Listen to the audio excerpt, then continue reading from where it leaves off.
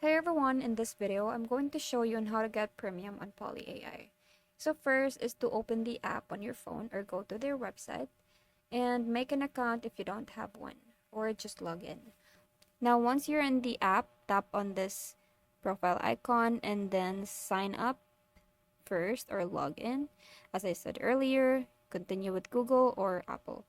And then after that, you just tap on next. And once you have done that, you can see there's the premium. So tap on the poly premium.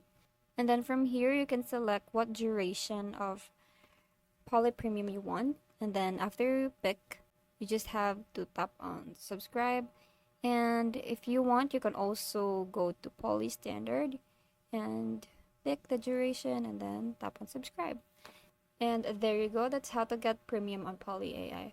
I hope you find this video helpful. Thank you for watching, and I'll see you in the next one. Bye!